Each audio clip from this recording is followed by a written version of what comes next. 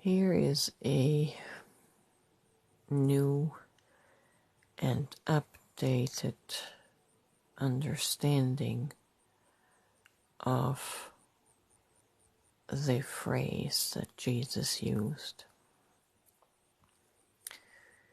He who has ears to hear, let them hear what the Spirit says.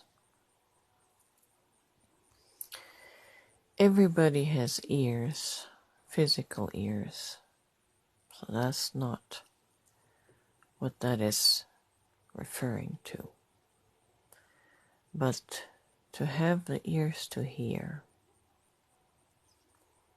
in my understanding, has to do with frequency and vibration.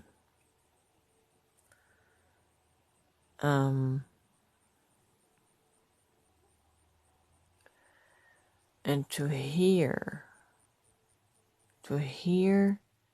what we call the voice of God is directly related to our personal vibrational field. And we function like a radio. God is not a man in the sky that is having dialogue with you. God is the universe, and it functions as frequency, vibration, and energy. And just like a radio, as you tune into the radio, there are lower frequency bands and higher frequency bands. And as you tune into the different bandwidths, you get different music and different programming. It works the same way with hearing from God. As our personal vibration rises in our electromagnetic field, our toroidal field, as our vibration rises through the frequency of love,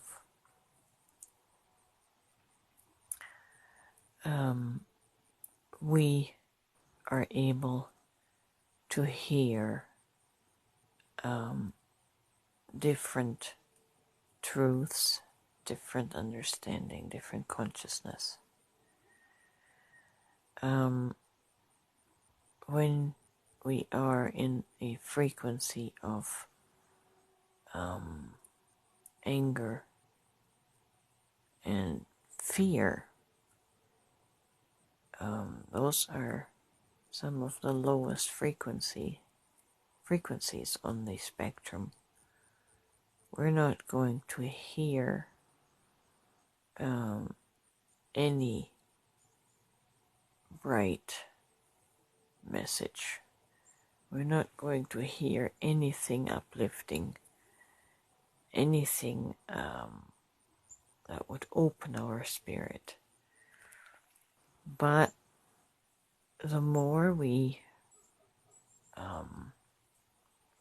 conduct ourselves in compassion and in love and in joy and in gratitude, that is like dialing into higher frequencies on your radio tuner, and you're going to hear more positive music and messages and insights.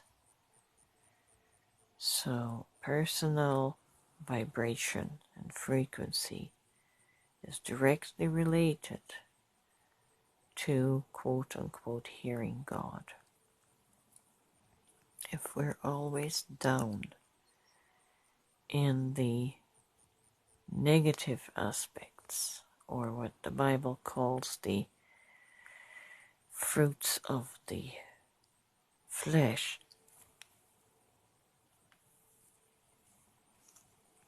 strife and the anger and the argument, we're not going to hear the Spirit. So as you raise your vibration, the more you're going to hear of godly and heavenly things, the more you're going to have the ears to hear spirit, consciousness. And that is what that phrase is referring to.